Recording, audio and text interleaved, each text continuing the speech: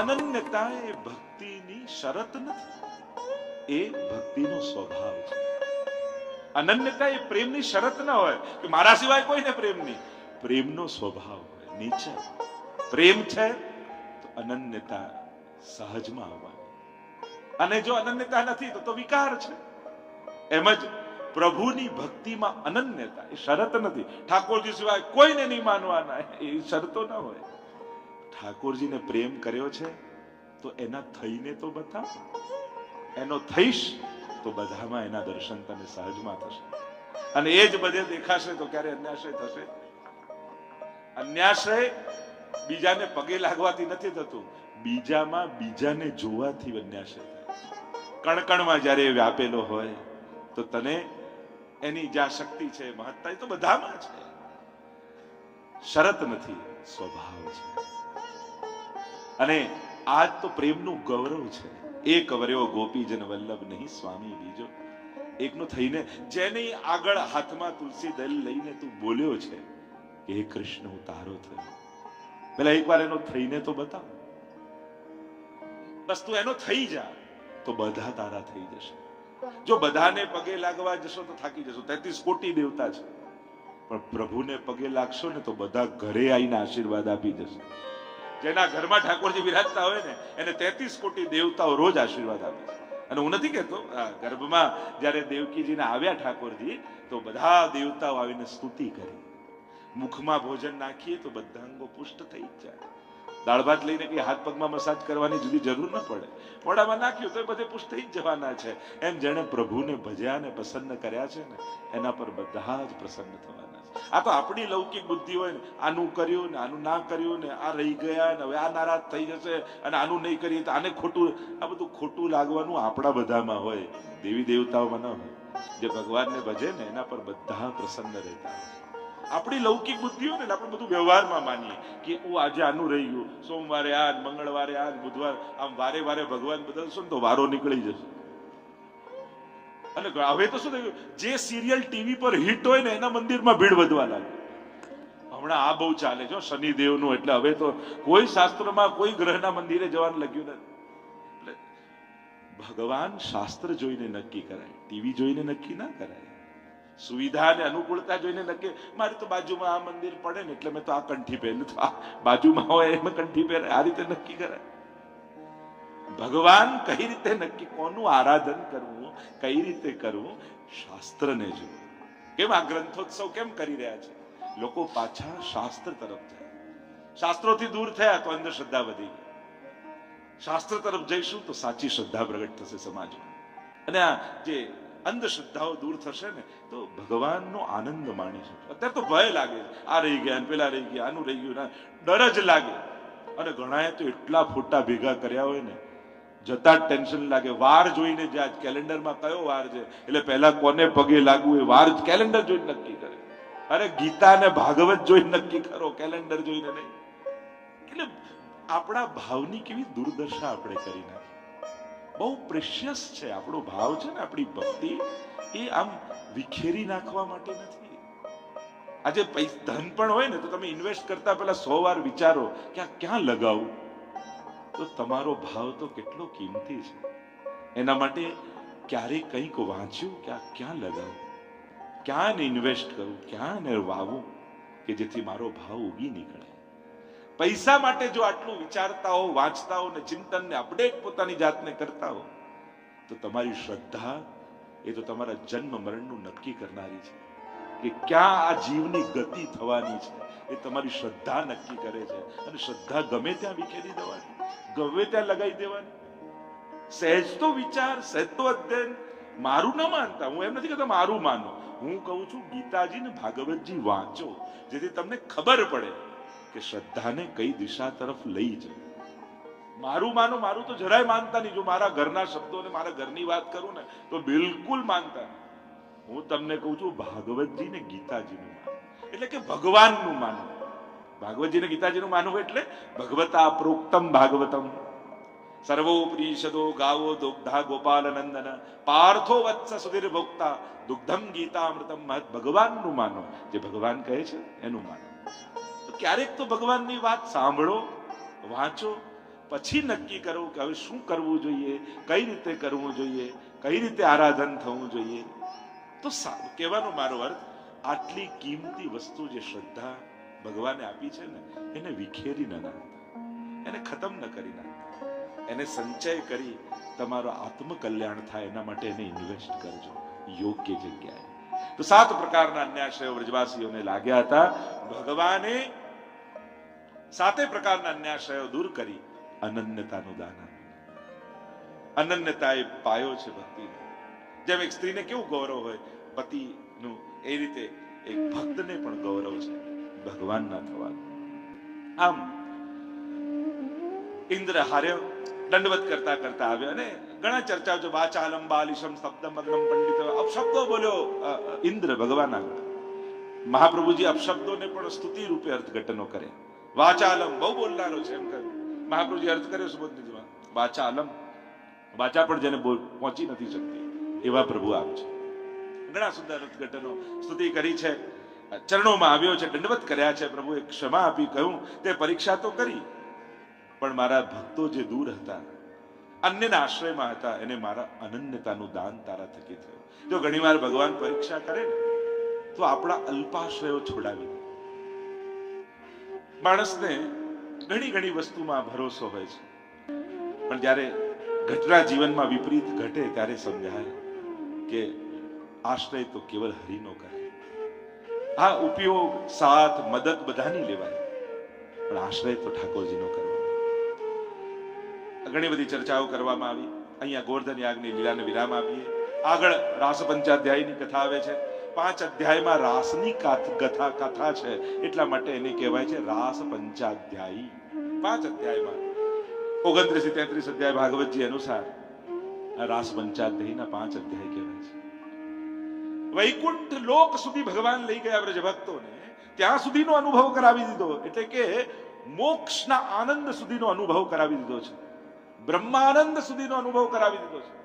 અને એટલે સુબોધનીજીમાં મહાપ્રભુજી કારિકા લખે છે કે આ રાસલીલા પ્રભુ શા માટે કરે છે? બ્રહ્માનંદ, વિષયાનંદ અને સ્વરૂપાનંદ, આ 3 આનંદ શાસ્ત્રોએ કહ્યા.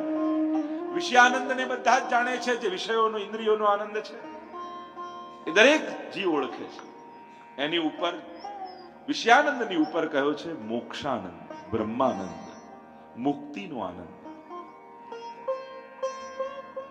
ત્રીજો એની ઉપર કયો એ સ્વરૂપાનંદ, ભજનાનંદ જેને કહેવાય. બ્રહ્માનંદ સુધીનો અનુભવ કરાવી દીધો. કે આ ગોપીઓ કોઈ સાધારણ થોડી છે, એ તો વેદની ઋચાઓ છે. જેણે ભગવાનની સ્તુતિ કરી પણ ભગવાનના સ્વરૂપનો અનુભવ ન કરી શકી. પ્રભુને વિનંતી કરી કે આપના વિશે બહુ ગાયું, પણ આપને ન અનુભવ્યા. આપના સ્વરૂપનો આનંદ અમે વર્ણન તો કરીએ છીએ કે આનંદ માત્ર કરપાદ મુખોદરાદી, એ સર્વાંગ આનંદમય છે એવું ગાઈએ છે, પણ જેમ પેંડો બોલવાથી પેંડાનો સ્વાદ નથી આવતો, એમ આનંદ બોલવાથી આનંદનો સ્વાદ ક્યાંથી આવે? અમારે તો એ આનંદને અનુભવવો છે, વર્ણવો જ નથી. અને ત્યારે પ્રભુએ કહ્યું, જ્યારે પૂર્ણ અવતાર રૂપે ભૂતલ પર કૃષ્ણ સ્વરૂપે આવીશ, ત્યારે તમે ગોપીઓ બનીને આવજો. અને એ વેદની ઋચાઓ ગોપીઓ બનીને આવી. એ યુથને કહેવાય શ્રુતિ રૂપા ગોપીજન. અને દંડકારણ્યમાં ઋષિ મુનિઓએ રામચંદ્રજીના દર્શન કર્યા, મોક્ષ સુધીનો આનંદ અનુભવ કરી ચૂકેલા છે, છતાંય રામને જોઈને વિશેષ કોઈ આનંદ પામવાની ઈચ્છા જાગી. એમના સ્વરૂપને જોઈ થયું કે પ્રભુ, અમે તો શાસ્ત્રોમાં એમ વાંચ્યું હતું મોક્ષના આનંદની આગળ બીજો કોઈ આનંદ નથી, છતાંય આપને જોઈ હજી બીજો કયો આનંદ પામવાની ઈચ્છા જાગી રહી છે. तब प्रभु ने कहा वो है मेरा भजनानंद स्वरूपानंद. ऋषियों ने कहा तो आप हमको अनुभव कराओ. प्रभु ने कहा अभी तो मर्यादा पुरुषोत्तम के रूप से हूं, जब पुष्टि पुरुषोत्तम के रूप से आऊंगा तब आप गोपियां बनकर आना. અને એટલા માટે જ રાસમાં પુરુષનો પ્રવેશ નથી, રાસમાં સ્ત્રીનો પ્રવેશ નથી, રાસમાં કેવલ ગોપીઓનો પ્રવેશ છે. કારણ કે ગોપી એ કોઈ દેહનું નામ નથી, ગોપી એ ભાવની અવસ્થાનું નામ છે. ગોભી ઇન્દ્રિયૈ કૃષ્ણ રસ પીબતી ઇતિ ગોપી. જ્યારે જીવની સમસ્ત ઇન્દ્રિયો કેવલ કૃષ્ણ પરખ થઈ જાય ત્યારે ગોપી અવસ્થામાં પહોંચી જતો હોય છે. ગોપી પ્રેમ કી ધ્વજા, જીન ગોપાલ કીઓ વશ ઉર ધરી શ્યામ ભુજા. भक्ति की जो सर्वोच्च अवस्था है उस अवस्था का नाम गोपी है और उस अवस्था को पाना है, अनुभव करना। महाप्रभु जी ने इसलिए तो ठाकुर जी पधरा दिए। प्रभु बिराज्या જ એટલા માટે છે, એટલે તો આપણે એને આપણું સર્વસ્વ ધન નિધિ કહીએ છીએ, કારણ કે સાચું ધન કયું જે સંકટમાં કામ લાગે, જે સુખ લેવામાં કામ લાગે, તો કહ્યું ના, જા ધન તે ગોકુલ સુખ લઈયત સઘરે કાજ સવારે, ધર્મ ही તે પાયો यह ધન ધર્મ ही, જેના થકી વ્રજનું સુખ મળે એ જ સાચું ધન, અને એ ધન છે આપણા ઠાકોરજી। પ્રભુ બિરાજી, આરોગી, શૃંગાર ગ્રહણ કરી, પોડી જાગી, આ બધું જ કરી આપણા ઘરમાં કરે છે શું? આપણને વ્રજવાસીનું સુખ આપે છે, આપણને વ્રજભક્ત બનવાનો આનંદ આપે છે। આપણને એમ થાય કે આપણે કટોરી મિશ્રી ધરી અને યાદ રાખી મેં આપ્યું, મેં ધર્યું, મેં ધર્યું। અરે તમે ધરી એની કોઈ કિંમત નથી, પણ આટલી નાનકડી કટોરીમાં મિશ્રી આરોગી ઠાકોરજીએ તમને યશોદાનું સુખ આપ્યું, એ મોટું દાન છે। આટલી કટોરીમાં દૂધ આરોગી 7 ઘૂંટ ભર પીજે લાલા, દોરી को भय पर पय परम रसाला, પ્રેમ, આસક્તિ, વ્યસન, આવેશ, પ્રવેશ, ત્રપા અને મૂર્છા, 7 અવસ્થા પ્રેમની એનું દાન 7 ઘૂંટ દૂધ પીને ઠાકોરજી આપણને કરે છે। વસ્તુ લેતા નથી, એ સામગ્રી સ્વીકારી અને ઠાકોરજી કૃપાનું દાન કરે છે, અધિકારનું દાન। જો આપણે વ્યક્તિ છીએ, પણ એક વ્યક્તિને વ્રજભક્તનો અધિકાર ઠાકોરજી આપે છે। સેવા અંગીકાર કરી, આપણા હાથે જગાઈ, આપણા હાથે પોડી, આપણા હાથે આરોગી, આપણા હાથે સ્નાન કરાવી। અરે આ તો અધિકાર યશોદાજીનો છે, આ તો ગોપીઓનો છે, આ તો આનો છે। કૃષ્ણ લીલામાં આપણે જોઈએ તો આ તો અધિકાર આપણો નથી, પણ છતાંય આપણને એ લાભ આપી ઠાકોરજી આપણો અધિકાર સંપાદન કરી રહ્યા છે। તો આ મોક્ષના આનંદમાંથી કાઢી રસાનામ સમૂહો રાસ, જેમાં પરમાત્મા પોતાના સ્વરૂપનો પૂર્ણાનંદનો અનુભવ આ અલ્પાનંદ જીવને કરાવી દે, એ પ્રક્રિયાનું નામ રાસ છે। અને એટલા માટે આજ સુધીના જેટલા સંતો, મહાત્મા, વિચારકો, લેખકો થયા, એ બધાએ આ રાસ લીલાને સર્વોચ્ચ લીલા કહી છે। આ કોઈ સ્ત્રી પુરુષનો ગરબો નથી, નૃત્ય તો એક અભિવ્યક્તિની પ્રક્રિયા છે, આનંદ અભિવ્યક્તિનો પ્રકાર છે। બાકી આપણા 12 મહિનાની જે આખી સેવા છે ને, એ બધું જ રાસમાં જ આવી જાય। દાન, માન, ખેલ, આ જે કાંઈ પણ છે, જેટલા મનોરથો ઉત્સવો તમે કરો છો, એમ કહેવાય 56 ઉત્સવ કે જેટલા પણ માનતા હોઈએ, વિશેષ અન્ય ઉત્સવો, એ બધા જ રાસલીલાને અંતર્ગત જ છે। આ રાસલીલાથી બહાર નથી, બધા જ મનોરથો રાસમાં આવી જાય। જે જે લીલા થકી પ્રભુ સ્વયંના રસના આનંદનો અનુભવ આપણને કરાવે, એ રાસ છે। तो वह रास की लीला प्रभु अब करने जा रहे हैं, मतलब ब्रज भक्तों को एक विशेष दान इस लीला के द्वारा प्रभु करेंगे। आइए प्रवेश करते हैं पंचाध्यायी की कथा में। अद्भुत लीला है, अधिकारियों की कथा है। दरेकनो अधिकार पण નથી, પણ स्वयं परीक्षित महाराज ने पण शंका गई कि आવું કેમ ઠાકોરજીએ કર્યું? ત્યારે સુખદેવજીએ કહ્યું, અરે મે રમેશો વ્રજ સુંદરી ભી યથાર બકસ્વ પ્રતિબિંબ વિભ્રમ। અરે આ તો એક નાનકડું બાળક અરીસામાં પોતાના પ્રતિબિંબને જોઈને રમે ને, એવી આ નિર્દોષ લીલા છે। બીજું કોઈ છે જ નહીં, પ્રભુ જ પોતાનામાં હૃદયમાં રહેલા ભાવોને ગોપીના સ્વરૂપે પ્રગટાવે છે। પ્રભુમાંથી જ સમગ્ર લીલા સૃષ્ટિ પ્રગટ થઈ છે। બીજો કોઈ હોય ત્યારે વિકાર પેદા થાય, એકનો જ વિસ્તાર હોય એને વિહાર કહેવાય, એને વિકાર ન કહેવાય। प्रभु ज पोतानामांथी लीला सृष्टि ने एकोहम बहुश्याम प्रजाएय, एक में से प्रभु ही अनेक हुए। इसलिए प्रभु के मुख से स्वामी जी ना मुखमांथी चंद्रावली जी ना मुखमांथी ललिता जी, बधानुं प्रागट्य आ रीते ज बताव्युं। दरेकनुं प्रागट्य भावात्मक छे, प्राकृत नथी। भगवद लीलामां कोई पण वस्तु प्राकृत नथी। सर्वोत्तम सूत्रमा एटले ज प्राकृत धर्मा नाश्रयम અપ્રાકૃત નિખિલ ધર્મ રૂપમિતિ। મહાપ્રભુજીના સ્વરૂપને સમજાવતા ગુસાઈજી સ્પષ્ટ કરે છે, અહીંયા પ્રાકૃતતા એટલે પ્રાકૃતતા કહેવાય જન્મ, મરણ, વૃદ્ધિ, આ બધું છે ને, આ બધાને પ્રાકૃતતા કહેવાય। જે લૌકિકતા લૌકિક દેહ પંચમા ભૂતનો જેને માનીએ ને એ પ્રાકૃતતા કહેવાય. આ તો કેવલ આનંદાંશનો વિસ્તાર છે. પ્રભુ પોતાના આનંદાંશમાંથી આ સમગ્ર લીલા સૃષ્ટિને પ્રગટ કરી અને સ્વયંના આનંદને વ્રજ ભક્તો થકી અનુભવ કરે છે. પ્રભુ સ્વયંના આનંદ નથી માણી શકતા, એટલે વેણુનાદની સુધા દ્વારા, ધરામૃત દ્વારા, છાપ લીલા દ્વારા અનેક અનેક પ્રકારથી સ્વયંની સુધાનો અનુભવ કરવા માટે પહેલા એ સુધા વ્રજભક્તોમાં પધરાવે અને પછી એને પોતે ગ્રહણ કરી પૂર્ણાનંદનો અનુભવ કરે. આમ આખી પ્રક્રિયા જેને રાસ કહીએ છીએ. આइए प्रवेश करते हैं. शुक उवाच भगवान शुरुआत જ થઈ ભગવાન શબ્દથી. સ્પષ્ટ કર્યું આ કોઈ લૌકિક કોઈ સ્ત્રી પુરુષની કથા નથી, આ તો અંશ અને અંશીના અનંત રાસની કથા છે. આ તો અલ્પાનંદ ને પૂર્ણાનંદ બનાવવાની પ્રક્રિયા છે. એટલે ભગવાન શબ્દથી પ્રારંભ કર્યો. ઐશ્વર્ય, વીર્ય, યશસ્વી, જ્ઞાન, વૈરાગ્ય, ષડ ધર્મોને ધારણ કરનારા પરમાત્મા શ્રી કૃષ્ણ તા રાત્રિ એ રાત્રિને જો. કઈ રાત્રિ? જેનું વચન ચિરહરણ સમય ભગવાને ગોપીઓને આપ્યું હતું. કારણ કે એમણે કાત્યાયની વ્રત કર્યું. નંદ ગોપ સુતમ દેહી પતિમ મે કુરુતે નમઃ. અમને પતિ રૂપે પ્રાપ્ત થાય અને જે પાલન કરે જ પતિ.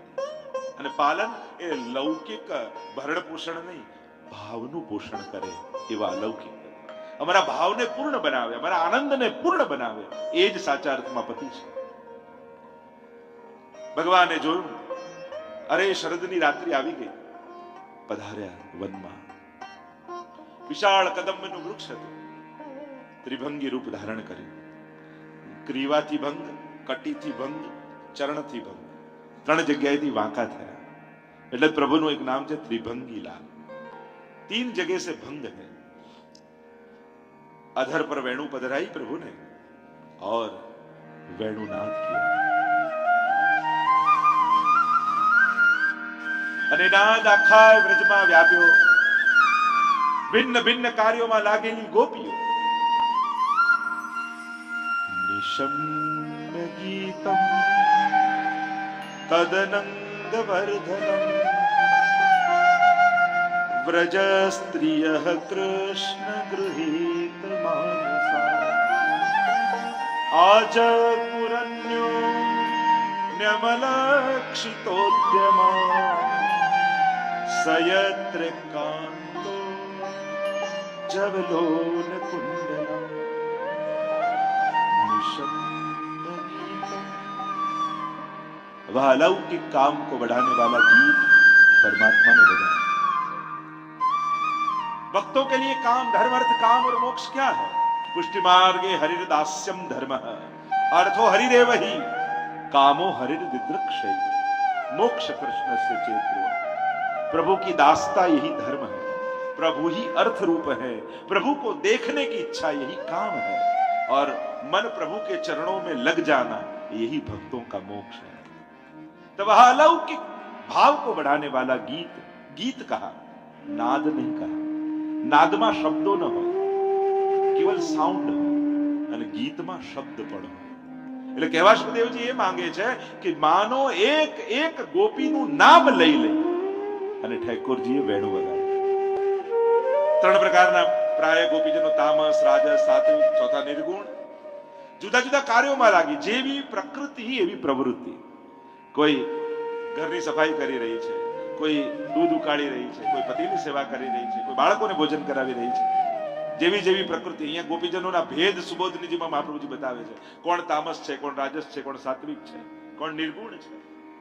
અને જ્યાં કર્ણમાં શબ્દો પડ્યા, માનો પોતાનું નામ લઈ લઈને ઠાકોરજી બોલાવી રહ્યા છે અને ગોપીઓ દોડી છે,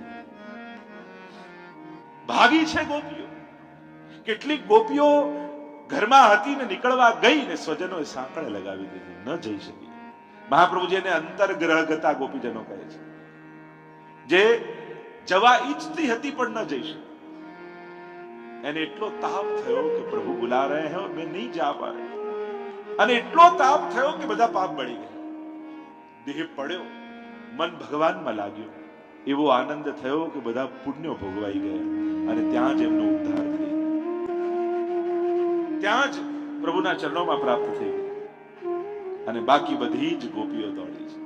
પરીક્ષિત મહારાજ પ્રશ્ન કરે છે કે આવો કામ ભાવથી દોડી તોય પ્રભુએ કૃપા કરી. કામમ ક્રોધમ ભયમ સ્નેહમ ઐક્યમ સૌહૃદમેવ ચ નિત્યમ હરૌ વિદતો યાંતિ તન્મયતામિ. કોઈ પણ ભાવથી જોડાઓ પ્રભુ તો ઉદ્ધાર જ કરે. કામમ ક્રોધમ શિશુપાલ ક્રોધથી જોડાયો 100 ગાળો આપી તોય ભગવાને ઉદ્ધાર કર્યો. કંસ ભયથી જોડાયો કૃષ્ણ તોય ભગવાને ઉદ્ધાર કર્યો. કોઈ પણ ભાવે ભગવાન સાથે જોડાઈ ભગવાન કલ્યાણ કરનારા છે. તો પારસમણી છે, સ્વર્ણ બનાવનારા. ભાગતી ભાગતી ગોપીઓ આવીને ઠાકોરજીની સામે ઉભી રહી. ઠાકોરજી વેણુનાથમાં મગ્ન છે. ગોપીઓ ઊભી છે, પ્રભુની પ્રતીક્ષા કરી. અને જ્યાં ધીમે રહીને ઠાકોરજીએ નેત્રો ખોલ્યા અને જોયા આટલા ગોપીજનો. અને મનમાં જાણે આશ્ચર્યનો ભાવ, ખબર જ ન હોય કે ગોપીઓ આવવાના છે એવો ભાવ ચહેરા પર લાવીને પ્રભુ બોલ્યા, સ્વાગતમ ગો મહાભાગા પ્રિયમ કિમ કરવાણી વહ વ્રજસ્યાનામયં કશ્ચિત વૃતાગમન કારણમ. સ્વાગત હે ગોપીઓ. સ્વાગતમ ગો મહાભાગા. મહાભાગા બે જણાને કહ્યા.